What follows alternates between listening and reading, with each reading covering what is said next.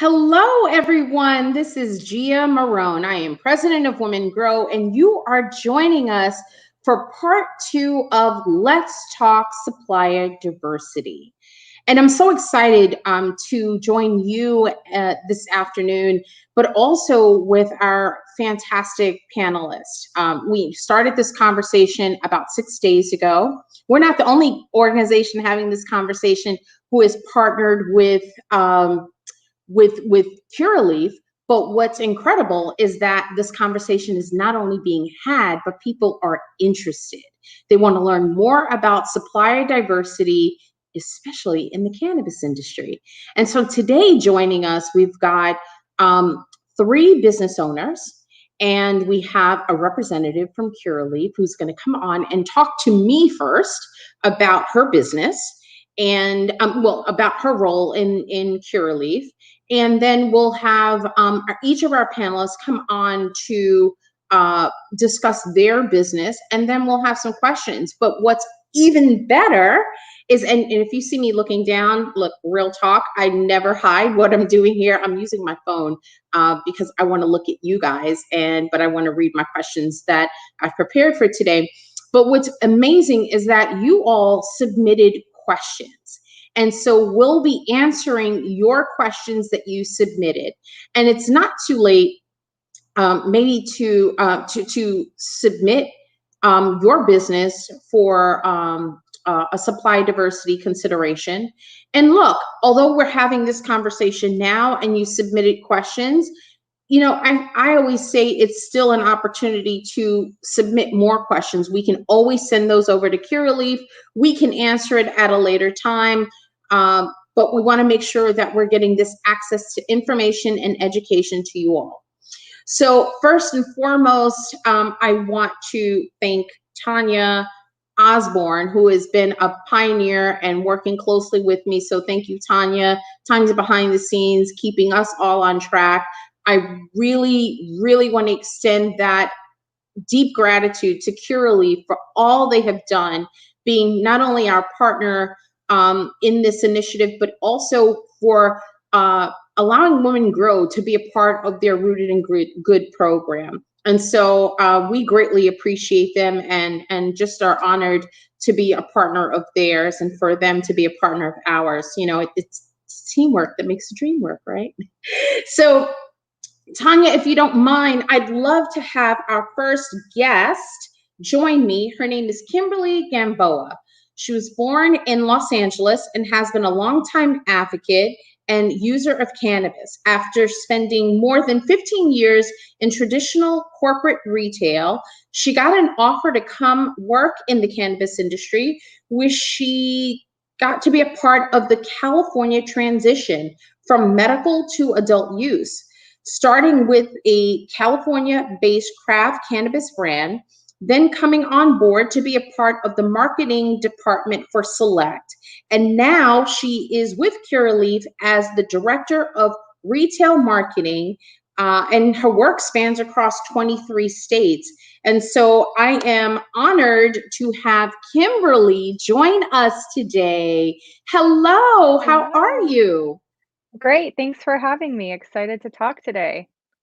I'm excited to have you here. As I mentioned earlier, we had 2 of your colleagues on about 6 days ago who joined Tanya Osborne on our Instagram Live. And for those of you who are tuning in from Facebook, YouTube, Twitter, and LinkedIn. If you didn't catch part one, which was solely on our Instagram page, please feel free to head over there and take a look. But we had two of your colleagues on 6 days ago talking about the program. But what I'd like to first start off, Kimberly, is, this is an incredible program. And, for those who are just learning or just understanding about supplier diversity, can you really talk about what Curaleaf has in place for this program? Definitely. Well, we're really unique in the fact that when you think about a cannabis company, it's much more than just product, right? So anything that touches a large scale corporate company, we are looking for a diversification in our suppliers. So that is also our vendors that we work with outside of product. That's everything from landscaping, catering, um, who does our uniforms, printing. Like I work in the marketing department, and so there's a lot of materials that we're constantly printing and producing. We are looking also for brands that we work with. So our company is all encompassing. When they look at through the lens of supplier diversification, they want to make sure that we're covering the business as a whole. And we do have a system set up where we are able to ask, if the suppliers have a certification. It's the same process that we use, that the government agencies do, where you register with a government agency to say that you are either a minority owned business, a women owned business, and that's how they make sure that they are being fair in where they give contracts. We are also modeling that internally. However, we also know that not all brands have gone through that process. So what we do is we have internally a process where we can, anytime that anybody in the business awards a project or hires on an agency, a brand, a supplier where they are diverse in some way, shape, or Mhm, form. This can be veteran owned, women owned, Black mhm. or Indigenous. They actually submit that, and our CSR department really spearheaded that.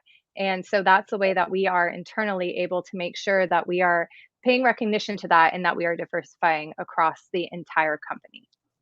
So I want to stress this a little bit more because, you know, I think about the time that I entered the cannabis industry, which was back in 2015, and there were little to no, well, quite honestly, most people that I engaged in the industry had no idea what supplier diversity was.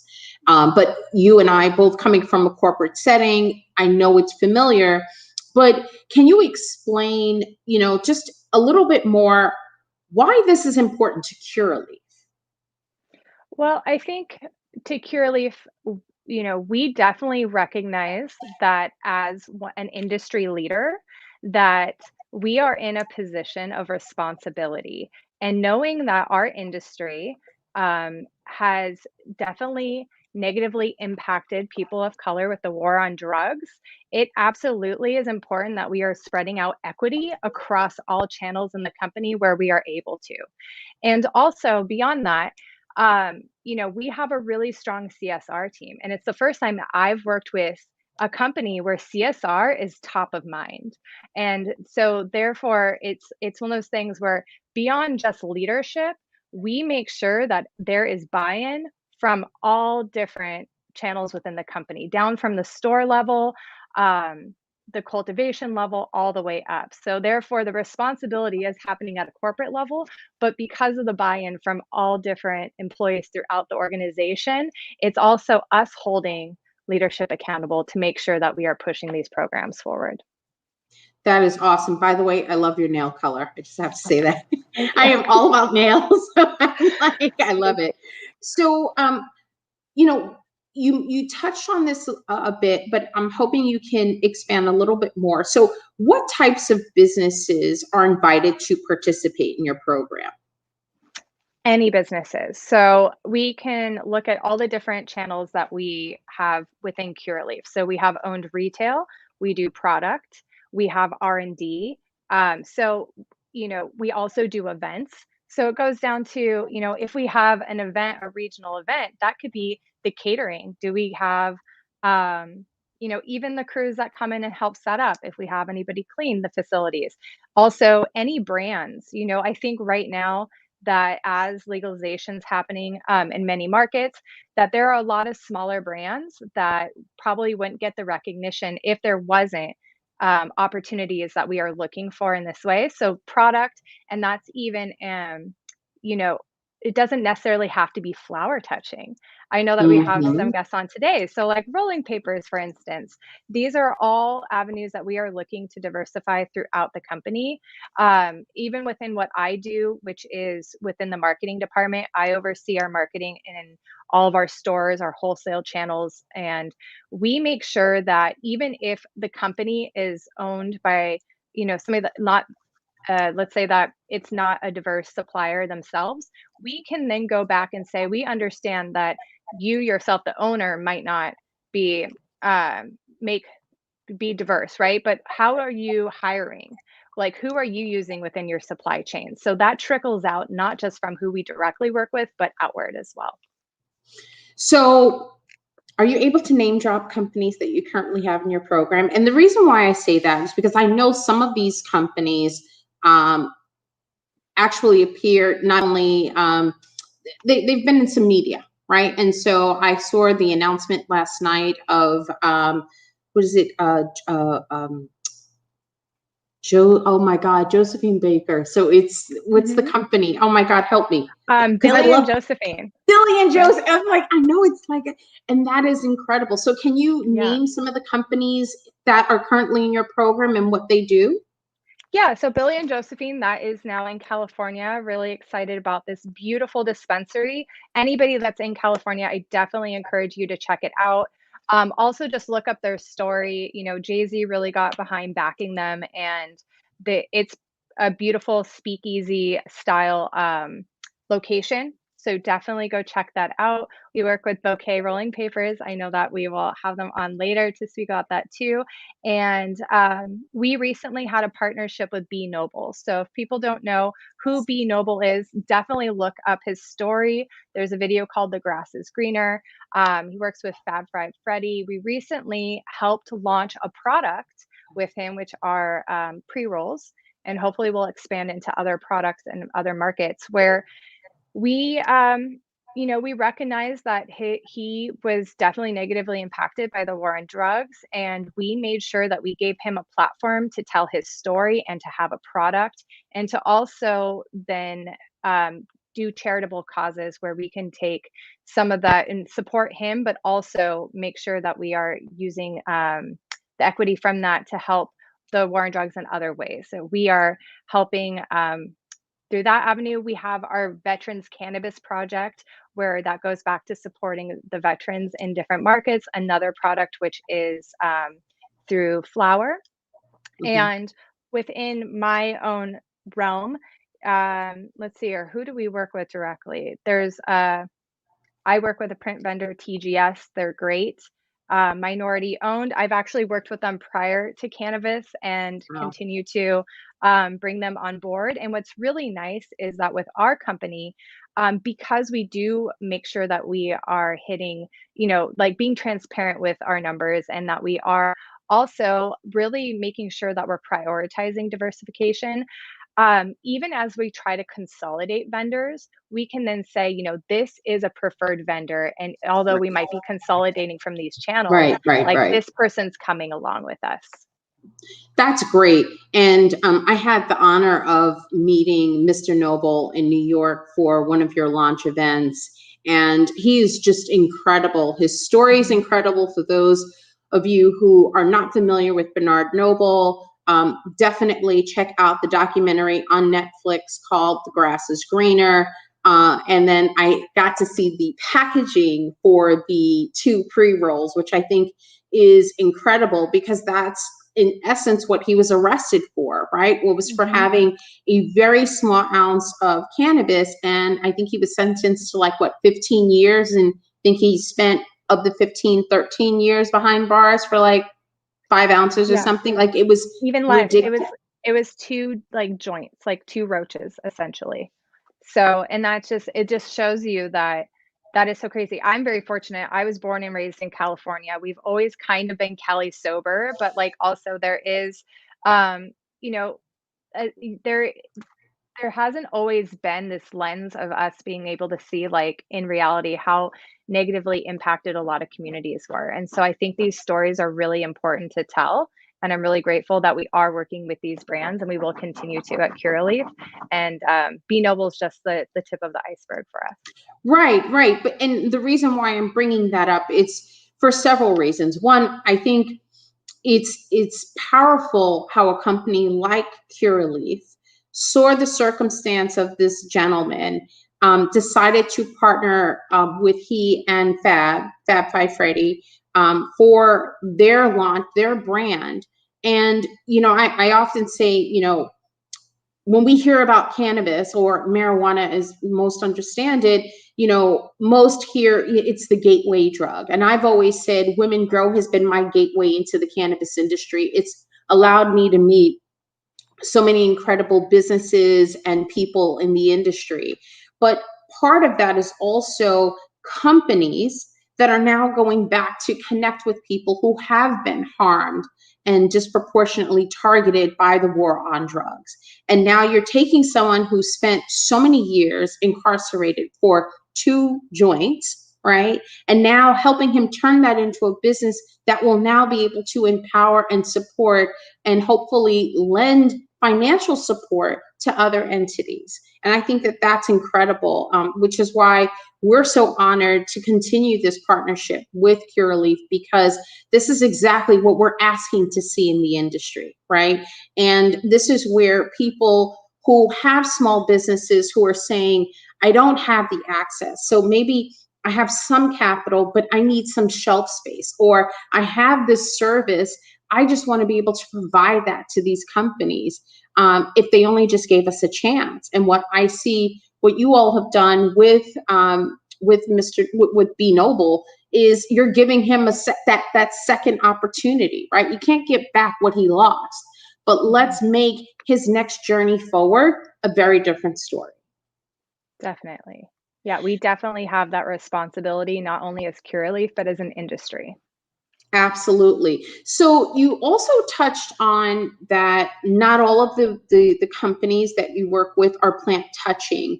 And so while we'll hear from some of those businesses shortly, are you able to help our viewers understand that, with their current business, maybe it's not just flower touching business, but what other types of businesses and where do they impact you as a company? Like, and what I mean by that, are they delivery services? Are they accounting firms? Are they cleaning services? Like, where does that impact Curaleaf? Well, all of it, all the above, because of the fact that we do all these services. So, we have 109 retail stores right now. And if you think about everything that you need for retail, that is landscapers, that is maintenance if something happens in your store, that we have a cleaning crew. Beyond that, too, is our local teams really are the eyes and ears to what's going on in their local communities. So maybe sometimes, we don't always work with just somebody we're bringing into our stores, but charitable organizations are one too. We have Rooted in Good, which is a big initiative. This is part of this as well, where beyond it being a vendor that we can directly work with in our own stores, if we know that we, are recognizing that there's a company that's doing a lot of good in the community, we might want to partner with them for some type of an event outside of the store for brand awareness. I'm even thinking about where you get your things printed locally if you do have an event. So that's just at the retail level. And then if you think about at a larger scale level, when it comes to product, I mean, in R&D, it's supply chain throughout. So like, where are you getting your equipment from? They actually PPE is it's something that in our industry we've had to wear pre-pandemic. So where do you get PPE from? Where are you, who is picking up your materials, your waste materials when they leave? So there is so many different avenues that I would say if you have any type of business and you can fit into any type of a traditional retail environment, any type of when I say cultivation, if you even think about a lot of people that we've hired, come from backgrounds of traditional farming methods, right? Right, So right. anything that you can grow, other flowers, fruits, any of that, you should really look at if any of that translates within the cannabis space. I'm very fortunate that I made a pretty easy transition because of the fact that I have been in the cannabis industry in some way, shape, or form, just as a user as well as a Well, wait, supporter. wait. We're going to get to that because I want to talk Oh, about your background too. Don't give it yeah. all away, I was gonna Kimberly. Don't. say, well, I wanna encourage people that no matter what your background is, it translates to cannabis. So Absolutely. we are legitimizing this business in all avenues. It's just no more the days of, you have to know somebody to get in. If you have Hmm. a product, a service, um, you can even, maybe you've even implemented something we're really passionate about right now is eco-friendly materials. Let's say that you work in the hemp industry. I want to know you. Look out for me because I want to start printing on hemp. I want to start making our fixtures out of hemp. So, just anything that you're doing out there, anything innovative, reach out. And what's really nice too is that we are able to regionalize a lot of our services. It doesn't always have to be a national vendor for us to work with you. That's so, so important. Thank you so much. And no, we're going to get to you because I want to get to your story. And for me personally, it's important to always hear someone's story, right? Because it was someone else's story that helped attract me to the industry. And so I feel like if it helped attract me to the industry, it's going to help someone else attract them hearing your story and our next amazing panelist. But before we segue there, what I'd like to ask, because I'm sure someone's going to ask, is this an evolving program? Is there a deadline to apply? I know currently, right now, if you are viewing in, I know on our Instagram homepage as well as on LinkedIn, we have the links to where to apply. But I don't know if there's a deadline. Is there a deadline for that? Now, as we grow and evolve, we are welcoming all that want to jump on this rocket ship with us, the cannabis industry. There, there is never enough support. We are continuously growing. We're really fortunate that we are, as a company, in a position where we are in so many states. So, no, I would say there's not a deadline, but the sooner you get it in, the better. That's great. And that's good to know because someone who's sitting on the sidelines, Kimberly's talking to you. Yes, this is that message when you woke up this morning and said, God, give me a message. Hello, it's for you. She's talking to you. Yeah. So, and again, here's another question I'd like to ask. If someone applies and they don't hear, what should they do? Should they follow up? Or do you deny some companies from the program?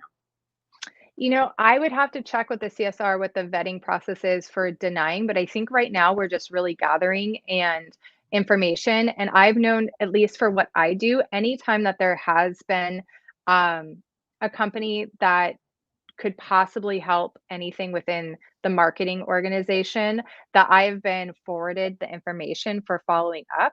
I would also say LinkedIn is a great resource. Oh my God. I you know, Yes. I will admit, like, I get hundreds of emails a day, and so sometimes we miss it, and it's not even the fact that we wanna ignore it, so I think LinkedIn, is a great way as well, and when you do follow up, to just be really clear, like, "This is what I do," providing examples is always great, and just telling your story, and the why is really important, so I think if you wanna stand out amongst other applicants, to just as many things that you could provide to us as possible, just not your name. Awesome. Stand So out. now I want to talk about you, Miss Kimberly, and her ombre nails. Uh, what attracted you to Curaleaf? So I was actually part of the acquisition with Select. And so I kind of got scooped up and taken with Cureleaf. And I'm very fortunate because my role has continued to grow with Cureleaf. I work with a great team here. And I always thought, if you would have asked me 10 years ago, if I would have a career in cannabis, I would think that was crazy. Like, I did not think that existed. Right. But as somebody who worked in traditional retail, and traditional retail models have been changing, we went from a mall environment to like specialty retail. And um, things were really changing, I was really questioning, where do I see retail going? Is there actually growth for me? And so the cannabis industry, specifically even Curaleaf, with so many retail stores, I realized that this is great opportunity. And I also feel like the people that are users of cannabis, that it's a lifestyle for them. It's really important for us to have a seat at the table, right? So I feel like it's a privilege, and so I definitely enjoy that, and I also feel like there's a lot of career growth, Mhm. in this industry, so that's why I'm staying on board for, like I I said, don't this blame rocket you. ship. And so for the person sitting on the side, I know we're here to talk about supply diversity, but as I said earlier, it's that relatability, right? So maybe it's not the business ownership. Can you talk about what you do in your job as a retail manager? Sure. So, we oversee all of our programming in our retail stores. I wear a few different hats. Visual merchandising is a big part of what I do. And so I oversee how we express campaigns and products in a physical way, both within retail environments as well as our wholesale. So we look at all of our marketing materials and how they communicate to the consumer. I like to say, I mean, my degrees in visual communications, and that's what I like to do. I'm a visual person. So, some people can get a text message and get all the information they need. I like to create environments when you walk into a store that's thought provoking. We're known for cannabis with confidence. And so, my whole thing is that when people walk into our stores, whether they're a first time user or they're, a long time user that wants to come in and just pick up something, I want to catch their attention in some way, shape, or form so they know our newest product. As somebody who's been using cannabis for over 25 years, I can tell you right now that I'm still learning stuff. There's things that are happening in this industry that I could have never imagined, like so many technologies. So that's what I do is really try to visually communicate and build thought-provoking communications and displays within stores.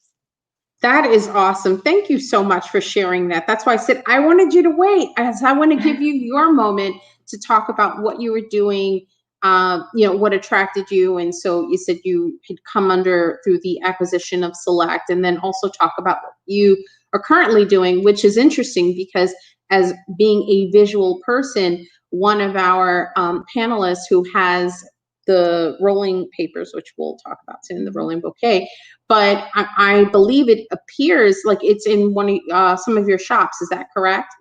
In Correct. some of your Yeah. retail stores? Mhm. And in a lot of our stores, what we try to do is make sure that if we have a product such as rolling papers, we're not just having an accessory area, right? We want to make sure that we partner that with flour or pre rolls and we tell a story. Nice. So I'm really into storytelling. When you see a really beautifully curated Instagram account, right? And you want to buy all the things in the picture, that's ultimately what we try to do in our cases within our stores too. The whole idea is that, um, especially for a lot of our accessories and ancillary products, if it's just sitting on a shelf, people don't know what to do with that. And Right. so that's where we work those into their category cases as well. I love that. In my head, I'm like, not only just as you said, when you see the whole display, you're like, I want everything. I want that. I want the flour. I want the paper. I want all of it. Yes. Yes. And Exactly. we're going And to then hear. yeah, and we are working towards a goal in 2022 is also to have visual cues. So if there are people that want to support, minority owned businesses, queer owned businesses, all of that, we will be having some ways to visually communicate that because we want to make sure that we're highlighting that in our stores, that we are rooted in good, that we're storytelling in multiple different ways. We know that people shop um, in a lot of different ways. Like I'm definitely one that shops with my heart and I make sure that I support businesses I believe in. So beyond just within the category, we are also looking for ways to communicate that out as well. So then our customers can support as they see fit with their pocketbooks. I love that. It's very what's the word I want to say? It's not wholesome. It's just a happy marriage of all the things that bring good business together. Right. And I think I it's don't know if I important to like give. explained that well, but I mean, it's like all of these necessary pieces that we need to like you said, root it in good, like make it what we'd like to see in this industry. So that's awesome. Go ahead. I'm sorry, I cut you off. Oh, I was just saying, like, if you look at models, like, I'm just thinking about if you shop at Whole Foods or if you shop at certain stores where you can look on a label and decide, do I want to buy this eco-friendly fair trade item or do I want to, buy this? And I think it's really important sometimes is to know the value proposition goes beyond the price point, right? So that's what Right, we're also trying to do. right, right. Thank you, Yeah. Tanya. Organic. We've got little notes here, and so sometimes I may forget. It's very organic.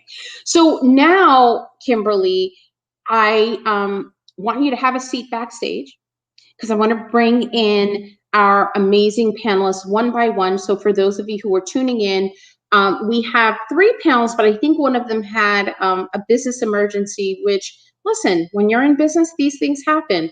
But that's okay. We're going to talk about her business at the end. But each of our panelists will come on and speak for a few minutes, about 5 minutes, about their business and what they do. Then we'll bring them together, just the businesses first, for some questions that I have written for the interview here. And then we'll bring Kimberly back to answer some of the questions that we have received through the forums. And again, if you did not submit questions for this discussion, don't worry about it. Still submit it. We can always send it over to Cureleaf. There's always ways that we can communicate and answer your questions because, again, we want these opportunities for you and we don't want you to give up based on because no one answered your question or you felt left hanging, right? Because no, you weren't seen or heard. And so just be patient with us. And wearing like Yeah. 14 million hats, but we are here to help provide you as much information as we can. So Kimberly, please stay with us. And I would love to bring in Miss Shauni Williams. And I'm so excited to speak with her first. Shauni has a company that I believe is probably instrumental to a number of us out there. She has the Illinois Equity Staffing Firm. And so this is a company that I feel like, just as Kimberly described, it's not just about plant touching and it's not necessarily about product on a shelf. And so Shawnee's going to give us not her pitch, but just the introduction to IES. Everyone, my name is Shauni Williams. It's so great to be here. Thank you, Women Grow and Curaleaf, for actually hosting an event like this. I think it's very needed. Um, my story kind of starts in corporate America. I come from a lot of different industries. I've worked in tech, I've worked in sales, I've worked in staffing, I've even worked in another vice industry. Um, my I guess my backdoor entrance into the cannabis industry really had to do with Illinois legalizing on a recreational basis in 2020, so January of last year. When the bill passed in 2019, I think me, like most people, was initially interested in opening a dispensary and then realized that that wasn't my wheelhouse, that wasn't my ministry, and that's fine, right? But then I realized pretty quickly after getting a mentor that I needed to focus on what I'm already good at and what my wheelhouse is and what I'm passionate about. And as a Black woman, coming from corporate America, one of the things that I've been very passionate about, probably since I was a teenager, was equity, for women, for minorities, for the underdog. And the idea of Illinois equity staffing rooted and stemmed from that passion of mine. So, Illinois Equity Staffing is a WBE, MBE certified human resources firm. We're located here in Chicago, but we are working nationwide. Simply put, we are trying to affect change in the cannabis and hemp industry through human resources activities, education, and through recruiting and sourcing. So the partnership that we've been able to collaborate with Cureleaf on is the Rooted in Good initiative. We call it our Second Chance initiative because we're hoping that other organizations in the cannabis and hemp industry do join in the cause. And what it is really bringing awareness to something a lot of people have no idea is going on in the cannabis industry. And that is, we have successfully legalized in various different states, but have still made this huge barrier to entry for people who have backgrounds and criminal records, which makes no sense.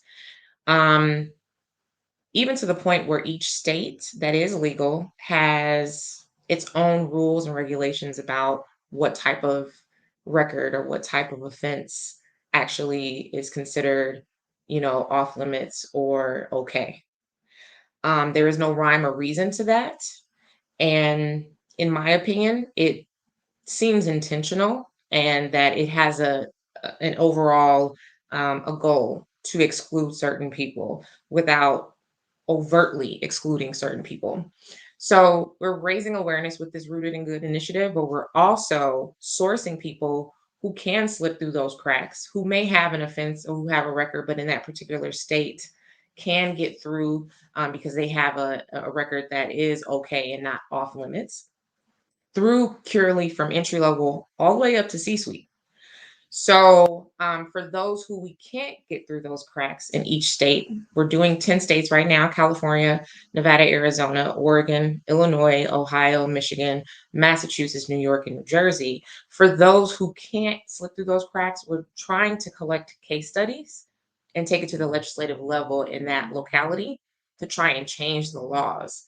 Quite frankly, for example, Illinois, if you have a charge of possession or distribution over a certain amount of cannabis, you're automatically out to work in the plant touching side of the industry, which makes no sense. My question is why?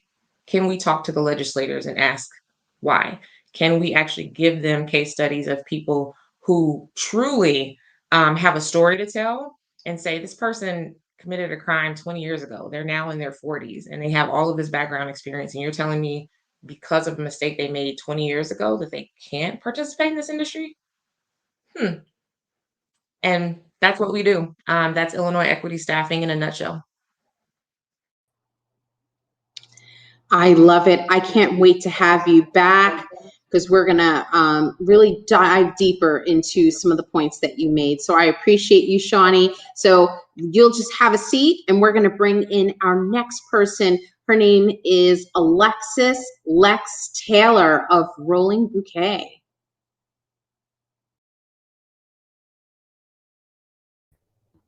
Hello, everyone. So I am Lex. I am with Bouquet Rolling Papers.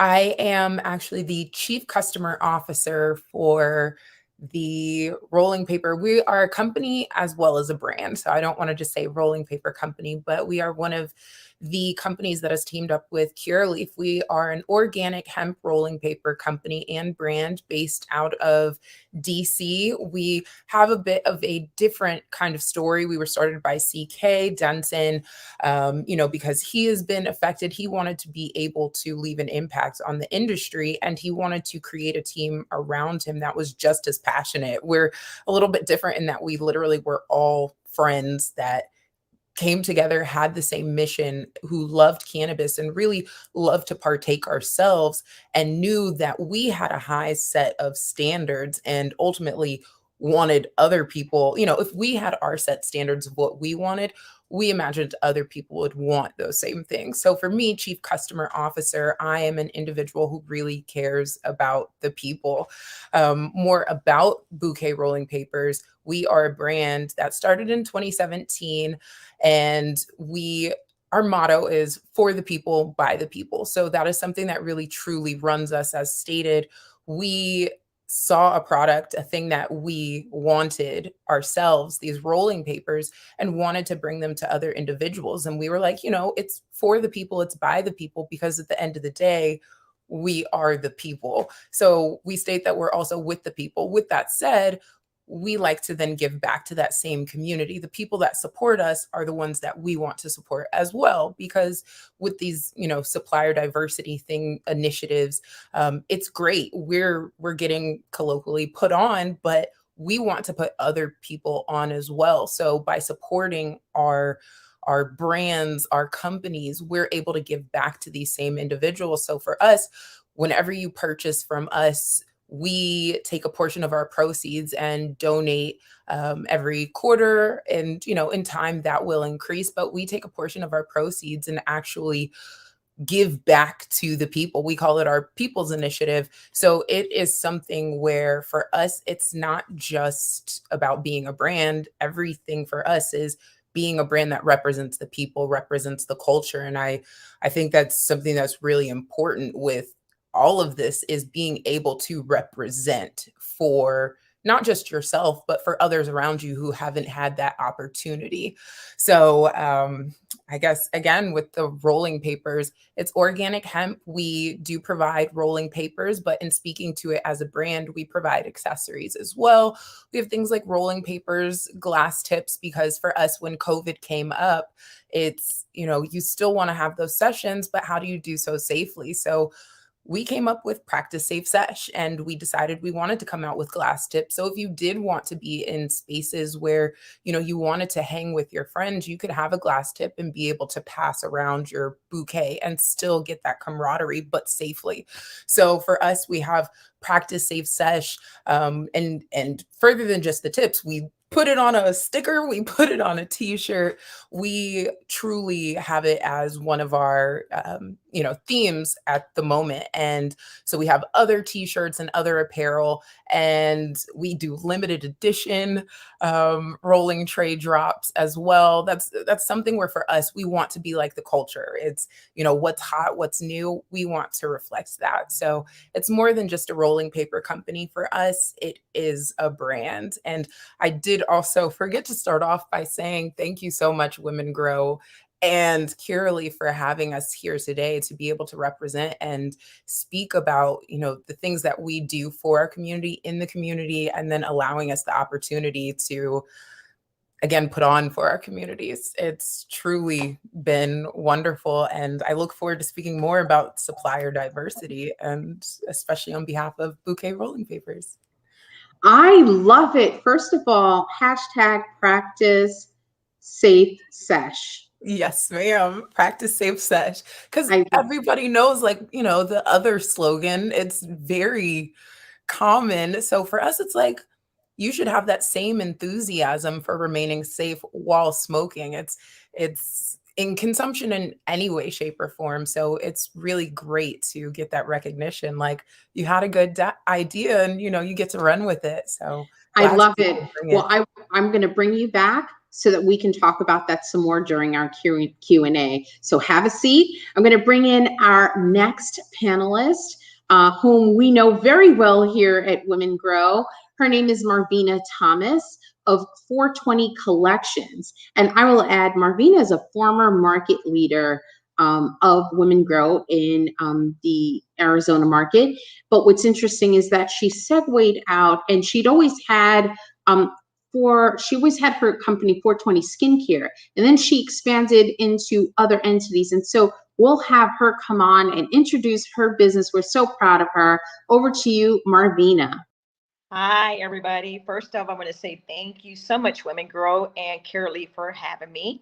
Also, Cureleaf, I want to say thank you for carrying my products in the Arizona market. Much love. Thank you. A little bit about me and my companies. It's funny to say that because there's so many of them now. But I Start Living Recovery Home, which is a nonprofit, which was in 2003. And now here we are now with 15 group homes. And to all the people that don't know me, I started with a bar soap. And Gian, you know this. You know the story because you were the first person I met at Women Grow back in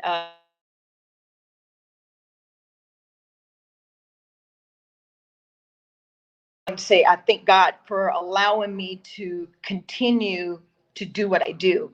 And like Lex just said, for the community. Yes, everything that I do is for the community. Again, with the Start Living, I got tired of buying products like lotions, soaps, and shoes and clothing for the clients that come in that didn't have anything.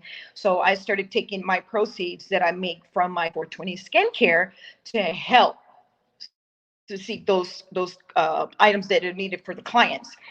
And then we ended up opening 420 Medibles, which we're in over 50 dispensaries in the state of Arizona and growing. And then we rebrand our company, which was in 2020, which is 420 Collections. And the reason why we were doing that, because we wanted to do more. Now we're going to be launching a 420 clothing line, which is on September 4th, which we're having a fashion show, which I'm very, very, very excited. So it's going to be Arizona's first cannabis fashion show. And I am so excited about that. So I don't want to speak too much on it yet.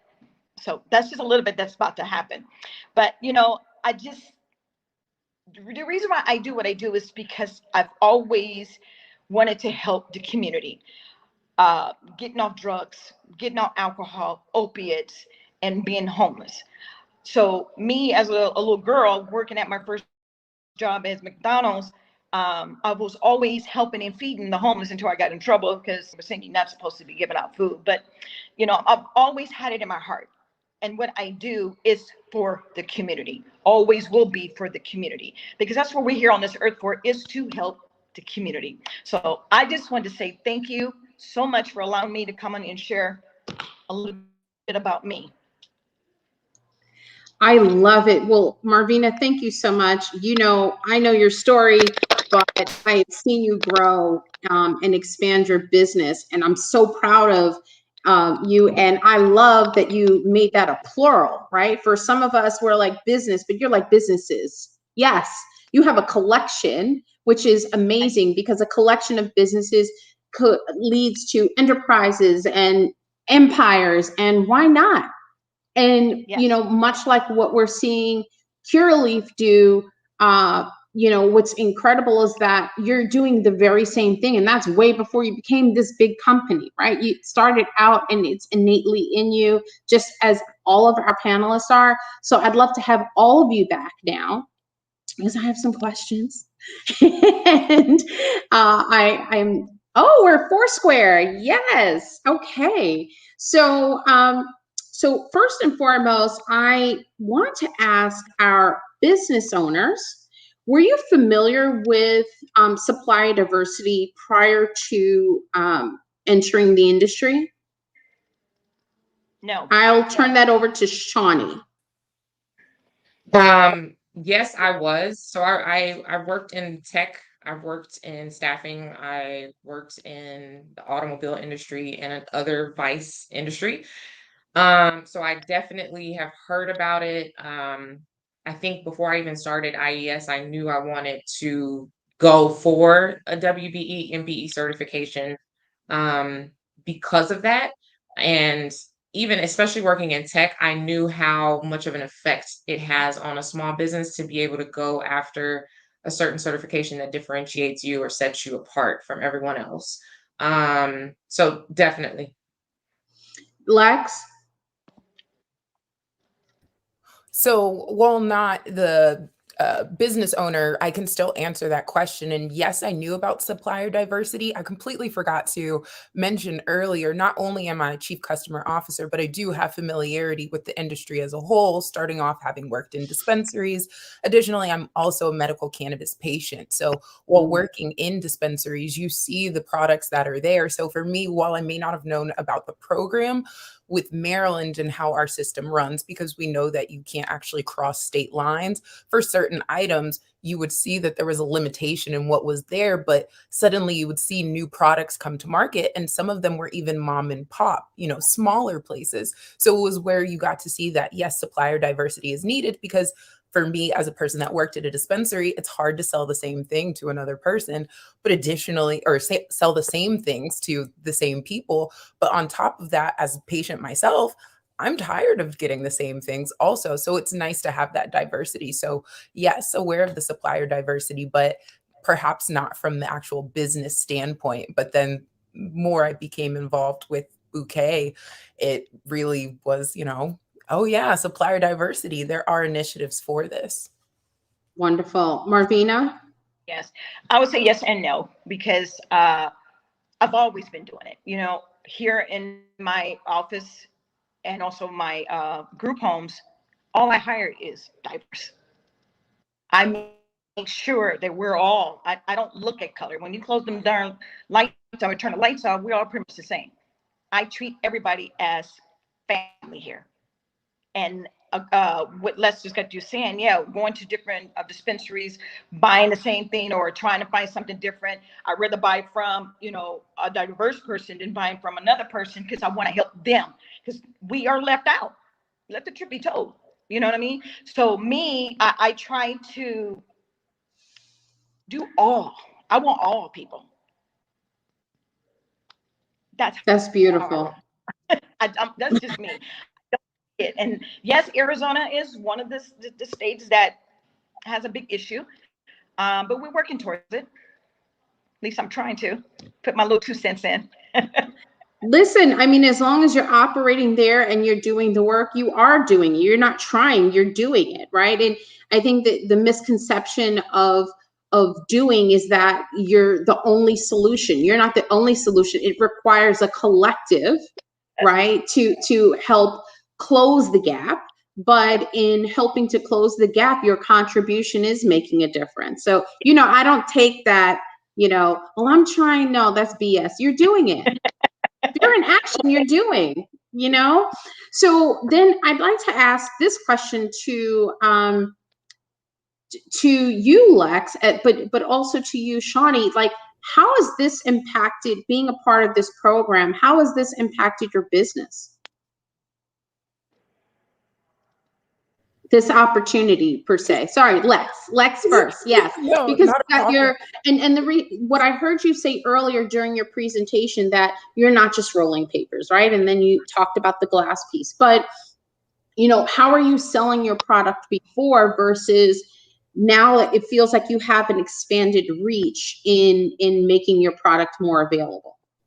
Yes, exactly. So that's where I was going to say earlier in speaking, I also had meant to mention or piggyback off of what Kimberly had said in creating that community. You want to build a storytelling. That is something that is very, very big for Bouquet. That is something we've always been about, because what is our culture other than telling a story? So for us, in how we connect with people, it was primarily through our Instagram, because we are an online store. We were in a few places locally in DC, but you have to have enough people asking for you also to, remain in those stores. So it's a mixture of those things. So when Cureleaf then picks us up, it helps us because not only, of course, we have a name for ourselves, but it provides a larger platform. You now have that increased visibility. And then additionally, we now have a bit more credibility, and it provides that stamp, because people do know the Cureleaf name. They know dispensaries, and it's not just in this local area.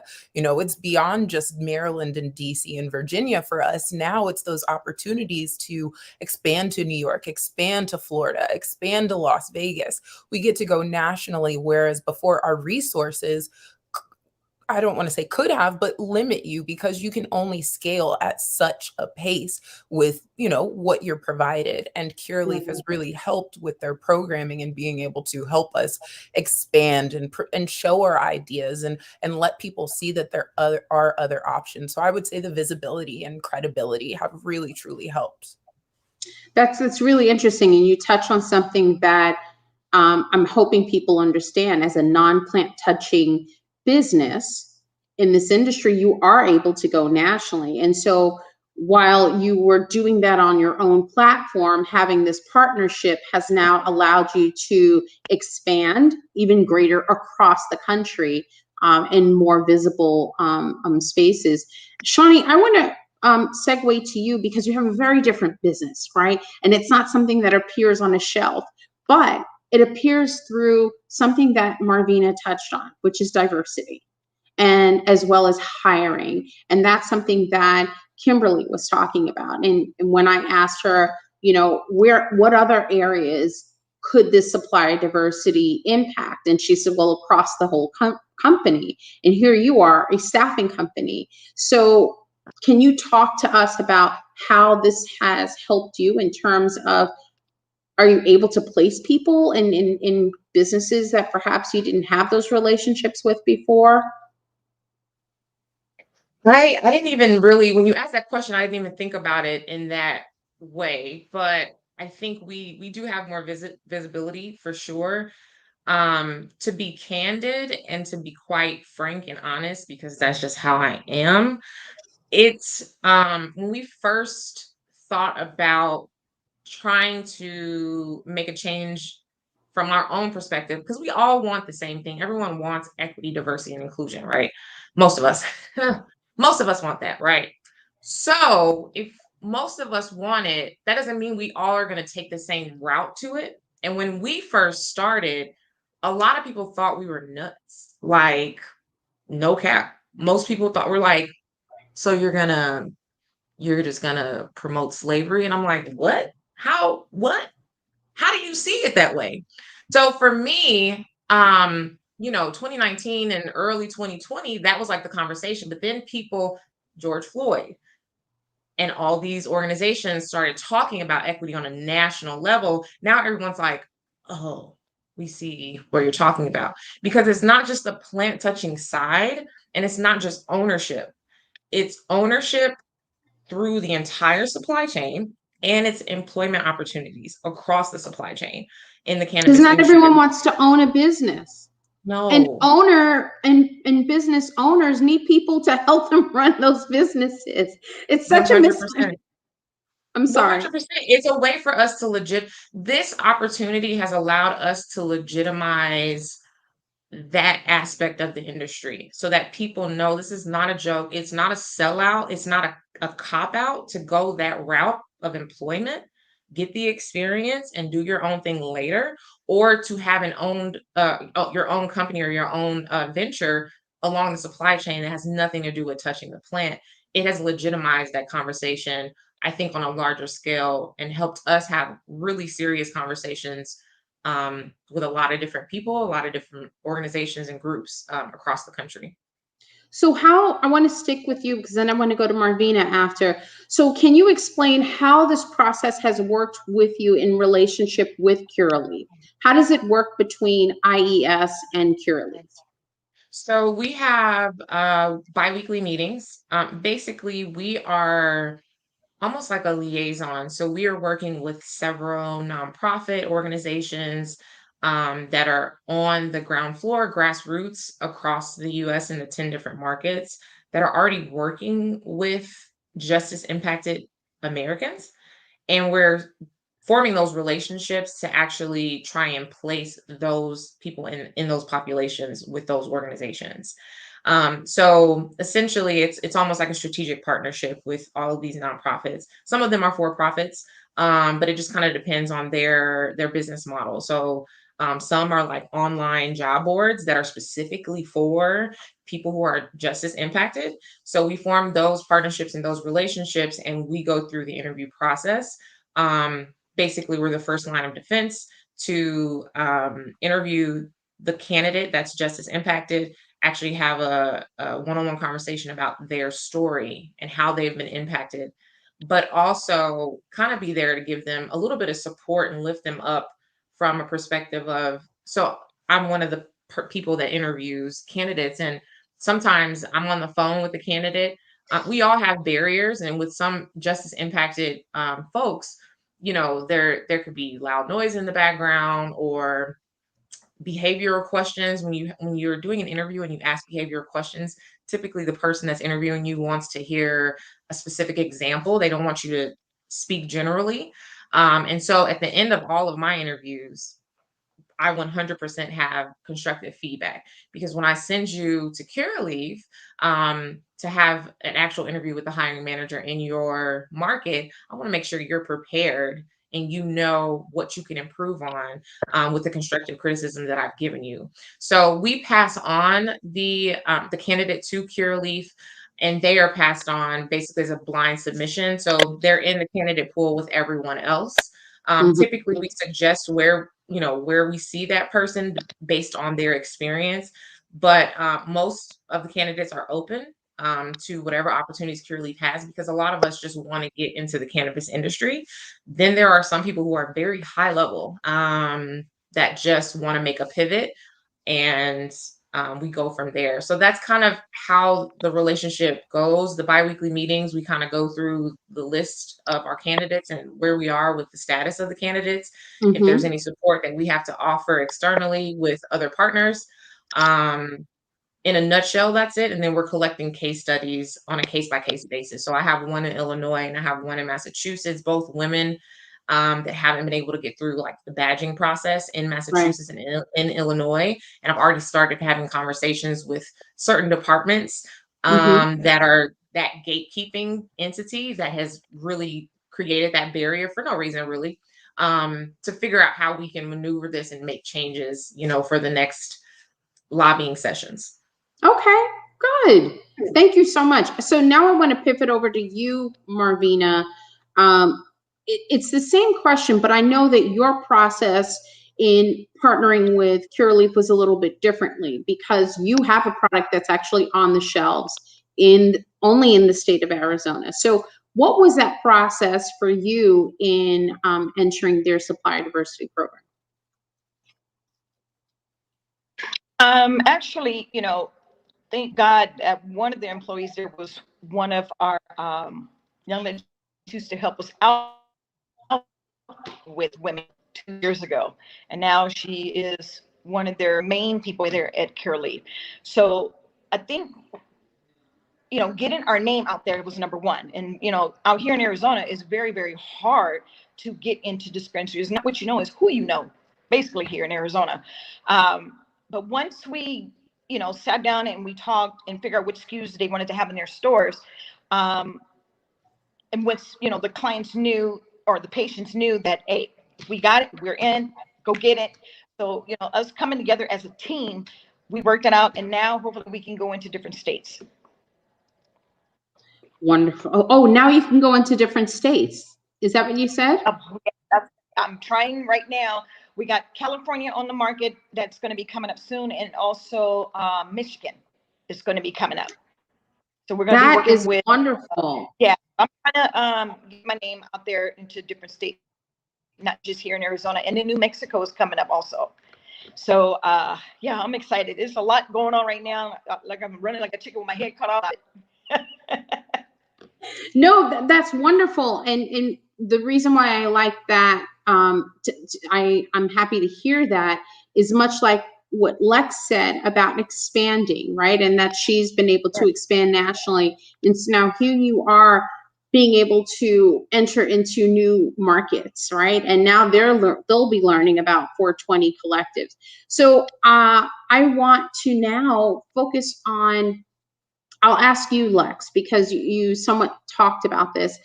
How do you see programs like this supporting small businesses in the industry? And I think you've already touched on that, right? Like your reach and your visibility.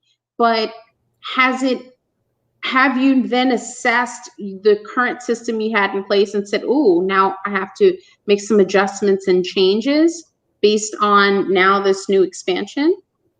So I would say kind of this is like a slight answering of your last question, even though it's not my main role within the company. For us, Bouquet, we didn't start out initially going nationally. Like I said, for us, resources, we still have to work with what we initially have. So we actually started just in the Maryland area. So yes, and having to adjust, we learned in this, few months span that, okay, we got to work on, will we be able to get the manufacturers to provide us with these products? And how long will that take? You have to really analyze the entire, process that we are going through and see, will it work for nationally? And then with that being said, you now have more people who are trying the product. You have more people coming to your page, more people seeing your website. and you have more people reaching out to you, wanting to have events. So yes, it definitely makes you have to look at the entire thing. And I talk with my hands a lot. I'm low-key starting to distract myself. I am so sorry. But no, please don't. If I didn't have this here, I would be, I'm that, and I'm slapping the table, and no, but that's helpful. And the reason why, and I know Marvina is in between doing something. One of the things that I recognize is that, one, small businesses that are looking to expand also have to prepare themselves to expand, because it can take off overnight. And you can go from having an order of just 500 to like, are you ready to supply us with 10,000? You're like, what? I was ready for maybe to double that, And so it's to have these opportunities are amazing, but now it's keeping up with the demand, right? And I would say that whether if you're a product on the shelf or if you're a staffing company that a business is looking to expand, they're like, hey, like we need nonprofit support, we need individual, we need to make these hires. And you're like, oh wait, but I only had a bucket of 2 handfuls of people. I wasn't ready for this. But it's a good problem to have. But it's one of those things that if you're not able to satisfy the demand, it could be a missed opportunity. Exactly. And that's the other part of it, where as a brand for us, we know how we want to present ourselves. We know what our expectations are. I know as the chief customer officer, I know what my expectations are. As a customer, I know what I want. So that's where I kind of come in and I'm like, okay, if we want to keep our customers happy, what do I think that they're going to be expecting from us? And okay, we can't get things in a timely fashion to them. Okay, that's cool. You know what we can do? We can communicate, because what does anybody want but communication? People are okay. They're understanding, especially when it comes to small businesses. It's all about communication. I will always say communication is key. Bouquet, the rest of the team they will probably tell you I overly communicate, but I would much rather over communicate than under communicate, because it provides a lot of issues. So this has been a really great time for us in these first few months of being able to figure out what is it that our customers are going to change and do differently that we're going to need to meet for them, and how can we then adjust for the future. And okay, with expanding nationally, are we going to still need to go to their pop-ups? For us, it's creating the story and seeing these people in person. We find that to be important. Now it's, can we fit this in? Do we have the resources to be able to go all over the country? It's things we want to do versus things you actually can do. And that's something that, we're suddenly thrown into, but it's a great problem to have. And we're by no means complaining. It's just definitely, yes, there are changes in the situation, but you have to be prepared and ready to roll with the punches. But that's the cannabis industry. Also, many people say it's the wild, wild west. It's literally changing every single day. What you knew yesterday is not today. And I personally find that fun. I think that's why I love this industry, and I'm speaking it into existence. I thrive in this industry because I love fast-paced changes. I like keeping up with that. I have to be on my toes. I don't like being bored, and this is an industry where you will never be bored, and you just have to keep up with the changes and be ready to roll with the punches, as I stated. You're thriving. I love that answer. Thank you. Tanya, do you mind bringing Kimberly back on? Because I want to ask the panel a last question, but then I'd like to segue over to the questions that were sent to us. But Shauni, what would you say to the small business owner that's sitting on the sidelines, that's watching this discussion, that perhaps has heard about these supplier diversity programs and thought, should I do it? Should I not do it? Maybe it's not good. Am I selling out? I heard you say that. That's what made me think, oh, this question is for her, right? Because there tends to be some apprehension, right, in doing some of these partnerships. But we've heard from Lex, we heard from Marvina that they're actually able to expand, perhaps in markets they hadn't considered before. So what would you say to that small business owner that's sitting on the sidelines? There's a few things. So I teach entrepreneurship in cannabis here in Chicago, and we talk about the hustle. I don't think a lot of people realize like cannabis, because it's ever changing on a day-to-day basis, just like Lex said, you are going nonstop, especially in the beginning. And I don't mean that to scare anyone. I almost want to just be transparent so that the expectation is there and you're not blindsided when you realize you're working 75 hours a week in your first few months, you know? Um, that and strategic partnerships are super important. And I'm Mhm. talking even with your competition. I know that sounds weird, but trust me, y'all, there is enough to go around for everyone. For everyone. There is no shortage, there is abundance. And if you are thinking that way and not like crabs in a bucket, you will thrive, as Lex said, in this industry. Those are the two main things I would probably tell someone who's looking to get in as a small business owner. Thank you. I mean, I can go on with more of my questions, but it's not all about me. I know it. But I always love these conversations and I want to ask so much more. But I want to get the questions in that we received from some of our viewers from part one who followed up with our questionnaire. So, Kimberly, I know you asked this earlier, but for someone who perhaps joined us late and missed this answer, one of the questions we received is, do you need to be certified by state or federal agency to participate in the program? No, absolutely not. There are benefits to being certified. You can join your Chamber of Commerce and you have other avenues outside of working with us that there are benefits to that. So I would recommend looking into it, but it's absolutely not a requirement to work with us. Excellent. And so another question came in that said, in addition to going after primary contractor opportunities with the company, will Curaleaf provide instructions to the primes so that we can explore subcontracting to prime opportunities as well? So, I think that this is slightly outside of my wheelhouse as far as like subcontracting for what I directly do. However, we do make sure that our main contracts have diversification within their supply chain. So, if you're ever looking for an introduction, depending on what your business is, make sure you still apply and make a note to us because we can make introductions. We do a lot of stuff, we are constantly opening new stores. So when I think about subcontracting, that is something we do all the time regionally. What I do for large scale marketing, I'm always looking for people to do installations. So maybe our print vendor makes the actual pieces, but we want to use local diverse suppliers and installers. So I would say reach out and we can figure out some avenue to connect you.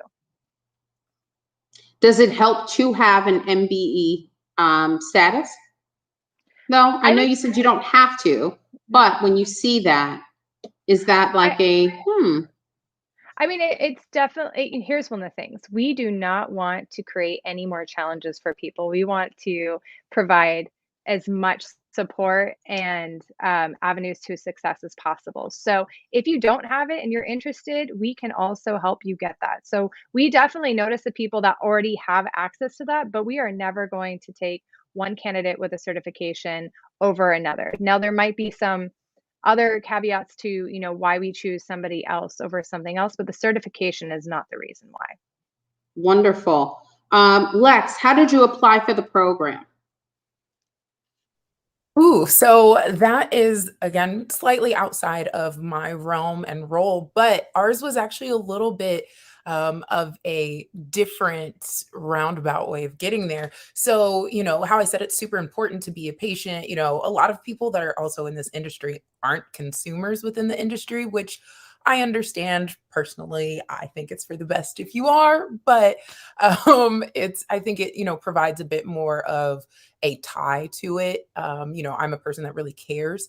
So I would say the way that it happened for us, Khadijah Tribble, who is the VP of, I can't remember what the last part, community and social responsibility, or CSR. Mm-hmm. okay, yes. And she actually had gotten her hands on our paper. She had heard of them and wanted to try them. And funny enough, CK went and, sold the papers to her and had no idea who she was, what she was about. And she just stated like, hey, I work for Cureleaf. I have this role and, we have this program and initiative and I think that you should apply and we would love to have you be a part of it. Please reach out to us. And CK, not a patient, had no idea who Cureleaf was and went and did research himself and was like, oh, this would be a great opportunity, and then reached back out and went into the application process. But for specifics, not quite sure. As mentioned, we did start with Maryland just to see if we could then run through it. And now that, we've done it for a few months, we are going to expand nationally. So we're a little bit different than most, but it's all about applying to the program and just putting yourself out there. I know the question wasn't asked of me earlier. No, I was going to follow up with that, Lex. And I'm sorry to cut you off because some of these opportunities also come through, just as Marvina said, the now manager in the Arizona market was an attendee at a Women Grow event and had gone to Women Grow events. And so networking and connecting with people are just as important. It's almost like the preliminary step before applying, right? Because you never know whom gets their hands on your product or who learns about your services to say, hey, I recommend this company. And so it sounds like that's what happened with you, Lex. And I know that's what Marvina shared about, her entry point into the program. And Shauni, I don't know if that happened with you in that way, or did you apply, or did someone make that recommendation? Our entrance was a little bit different. I am a professional stalker, right? So I'm a recruiter. Okay. Did you say professional stalker? Yes, I did. 100%. I'm a recruiter. So what I do all day, honestly, is sleuth the internet. That is what I do, especially LinkedIn. Another thing, if y'all are not on LinkedIn, update your LinkedIn profile, because LinkedIn is where cannabis is at, because Instagram and Facebook don't like us. Okay. That's number one. Number two, I stalked Khadijah. And actually I was at the event, the virtual event, that Khadijah was at, that I actually saw Bouquet. Like, I think he did a rolling tutorial. Yes. And it was dope. It was super, super dope. I literally was blown away that anyone had thought like, let's do a virtual event where we do a rolling tutorial. And I was like, mind blown. Okay. So we all were at that same virtual event at the same time. And I literally stalked Khadijah for maybe 4 or 5 months, and told her what my ideas were. And she immediately was like, actually, we're working on an initiative just like that. And so that's how I went through the application process. But it really is about educating yourself, kind of being a stalker, and networking, and being ready. Like, be ready. You're absolutely right. Anyone that's not on LinkedIn, you need to be. I'll tell you what's really interesting about LinkedIn. So prior to the pandemic, our LinkedIn followers were around 2,500. But when we started posting jobs, when we started posting just opportunities, whether if it was conferences or something like this, where companies are looking for people to apply for certain opportunities. We're now over 13,000.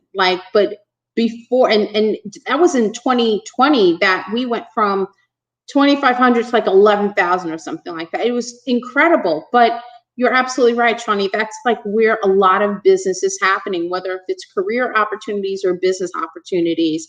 And Cureleaf is one of those that I see their posts. They're constantly posting about all of these opportunities. And by the way, I love the virtual idea of the rolling tutorial. Back in 2019, at our leadership summit, one of our breakout sessions was a rolling session, learning how to roll, right? Because we realized that, and we used a small business person to come with their rolling the rolling, what do you call it, Tanya? You know what I'm talking about. Like the device, is it the Device. cradle? Thank you. I could not think of that. The rolling rolling device. machine, that And one? yes, the little the machine. cradle. And what we learned, the cradle, that's the word I was looking for, the cradle. Because what we learned in people who are entering this industry, it put together a rolling paper company, the device itself, a grinding company. It was like, oh my God, look at this synergy of businesses that all came together for a breakout session course. And it actually taught patients who were very new to the industry, who either don't know how to roll, never rolled anything before, and there you are. So yeah, that's pretty awesome. I love that you were doing a stalking a session, right? That's what we should be doing. So one of the things that I'd like to ask you, Kimberly, one of the people asked, what is the minimum requirement to enter your program? So do you need to have a certain number of years in business or in the industry? Should the supplier at least have some kind of track record prior to applying? Yeah, I would say that, we want to make sure that you're a legitimate business. We definitely have avenues to help support ideas within the space, but if we are going to look to hire anybody on, we want to make sure that, you are a certified business. So if you are selling something, that you have a resale license, that you're doing everything above bar, because the fact that we are trying to legitimize this industry. So we just need to make sure that any suppliers that we work with are, dotting their I's and crossing their T's as much as they can within their industries. But I would say that, there's not a minimum requirement. It depending on what you do, it depends on. So if I'm even thinking about staffing, um, we don't require cannabis experience to hire for a lot of positions within this company. So, even if your experience is outside the industry, or maybe your product is something that's new, I would just really try to sell yourself on all of the reasons why this would be successful and a benefit outside of what you're currently doing. So, for instance, if you just started a product, but you have a background in project management, well, you can obviously use that to say, this is my business plan. This is how I know I'm going to scale it. Like, just use all of your experience to your benefit, to not think that it's not enough, but use what you have to tell us why it is enough. Mm-hmm. I love that. So I would love to go on forever and ever, but we cannot, because I know you all have responsibilities and businesses to run. And so, Shauni, you gave excellent example for that person that's sitting on the side. You gave some action tips. Lex, I'd like to ask you the same question.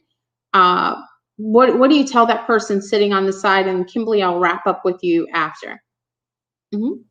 So I would say truly, how Kimberly said earlier, analyze what your skills are and see what can translate into what it is that if you don't have a product, see what you can do to translate over. But my main takeaway is really just put yourself out there. I know for myself, I can be an overthinker, and that is probably the biggest killer of dreams in life at all, is thinking about something, because you will analyze it and think that you can't do it. And in this industry, there are so many people out here that confidence is also key, not just communication, but there are so many people in this industry who enter it and they're just confident. Do they know what they're doing? No, not at all. So truly, what you as a person have to do is put yourself out there, have the confidence that, or fake the funk if you need to, but truly just have the confidence to go out there and put your product out there. Because the other part of, supplier diversity that I forgot to mention earlier is that it makes for a stronger market overall. You are bringing your ideas to the table that some other people may not have. You may not even have the best idea, but someone else can take your idea and piggyback off of it. You can work with other people to make it the best idea. So it's truly all about putting yourself out there. Representation matters, and your idea does matter. Just put it out there. So I love that. Thank you so much. And Kimberly, I'll ask you that because, you know, again, this is an evolving program. There is no deadline. And so maybe someone who's watching today may not be ready to sign up. But what would you have them do to prepare? I would say, we're a new industry. So what's really nice about being a new industry is that we're still figuring out what we need in all different avenues. So just with like, if you have an entrepreneurial spirit, if you're dedicated and driven, if you in your mind are like, I want to be in the cannabis industry, I would look at start following pages of companies, start following people on LinkedIn, start looking at jobs that are open. If you're interested in, what is it that a cultivator actually works with? What is the equipment or what are the products in market? Just do research, almost treat it like your own school and really think about what it is that you could be passionate about, that you could work your butt off for, and that you would want to scale up and start putting all of your resources towards that. And like, think about, it's almost like if you were to write your own job description, what are all of the skill sets that you would need to support being in that role? That's kind of how I even treated it when I came into cannabis. I've worn a lot of hats. I've done operations, I've worked in cultivations, I've trimmed. I realized a lot of what I tried was not for me, but everything that I've tried, I got to a place where all of a sudden I said, you know what? This is actually what I like, and I could put my efforts towards that. So I would also recommend, if you don't currently work in the industry and you're interested, to apply for something that maybe is a little entry level, if that is an option for you, just to get your foot in the door. Start asking questions, start networking. We absolutely need people with new ideas. As a new industry, the same old things that worked in traditional industries may help us get to a certain place, but we're going to need these new thought leaders in here to push us completely forward. Shauni, how can people find you, follow you, sign up? IllinoisEquityStaffing.com. You can go to Facebook and search us, Illinois Equity Staffing. Our Instagram is Illinois Equity Staffing, at Illinois Equity Staffing, and then LinkedIn, same thing, Illinois Equity Staffing. So hit us up. Lex. So in order to find the rolling papers, Bouquet Rolling Papers, you can go onto Instagram, put in @rolling_bouquets. It's the same on Twitter, LinkedIn, Spotify, because we also give you playlists because, what is consumption without something to chill with? But we are basically on all platforms as that, or you can type in Bouquet with QE with an accent on it. But for everything else, you can't put an accent. So please don't. But for me personally, you can then find me at No Shame in My Flower Game. I love that you have a playlist. I love that. It's important. Like we said, it's for us, but what we like, if we like it, we think you'll like it. So we just want to bring that to you guys. Absolutely. Absolutely. And Kimberly, is it at Curaleaf.usa? Mm-hmm. That's for Instagram. You can also find us on LinkedIn. There's a lot of job opportunities. I also recommend going on to the website, cureleaf.com. You can sign up for our newsletter. There's a bunch of job opportunities there. We have a really great blog. So, even if you just Google Cureleaf, there is plenty of news on us. You can find us anywhere. Also, if you're in one of our states where we have a dispensary, I definitely recommend going to check it out. And states where we don't only have to carry our own products, there are states where you have to be vertically integrated. In states that we do not, it would be really great for you to go see the multiple brands that we support out there. And you have 109 dispensaries, is that correct? Currently, by the end of the year, we will have more. So Awesome. we are definitely creating multiple opportunities all the time here. Listen, I am so, so happy we had this conversation today. Thank you. Thank you so much to each of our panelists. I greatly appreciate you sharing your perspectives, giving the answers, answering the questions that people submitted. And to those of you who are tuning in, if you missed part 1 and you have an Instagram, go back and take a look at part 1. I found it to be really helpful for me as I prepared for today. But the reason being is that there were two folks that joined us on the first one that were able to give you a more in-depth background on the Supplier Diversity program. And then today we had people who are participating in the program. And so, you know, it's helpful for you to hear all aspects of it so that it helps you to either decide to take that jump now or to best prepare your business to do, you know, to apply for it. And then for those who are looking to apply, if you go to our Instagram page, but also if you, there you go. Thank you, Tanya. Are you a diverse supplier? Yes, women-owned, minority-owned, veteran-owned, LGBTQ, I'd also add IA-owned, and service-disabled, veteran-owned. Go and apply. Take a look, or at least go in and review what your options are.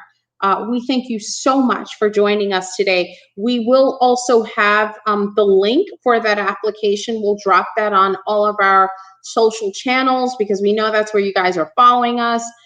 Listen, stay tuned. We've got a more incredible. First of all, I want to let our guests go because you have given us so much of your time. Thank you. Thank you, Shauni, Lex, Kimberly, Marvina. We know you're handling business. Thank you so much for joining us today.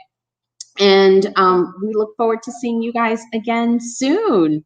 And listen, I want to thank you for giving us your time today. We actually, wow, we went an hour and a half. But if you missed part of it, don't worry, there will always be a replay. And this will live on whatever platform you're viewing this on. And if you missed part one, as I said, right now it's currently on our Instagram IGTV page. So you can take a look there. We'll try and drop that on all of our platforms as well, because I think the pre-conversation really helps and ties to today's conversation. But no matter what, jump in, take a chance. It's always worth it. And I want to thank Cureleaf once again for not only being our partner, but for also creating a program such as this to help support small business owners. Thank you so much. This is our first Friday. Wow, we're part of the First Fridays with Cureleaf, and so we are honored to participate. Again, thank you so much. It's Friday. It's a long weekend. Have a great weekend. Stay tuned. We'll have more program coming up in a couple of weeks, I think. Anywho, take care. Have a great weekend. Enjoy the rest of your summer.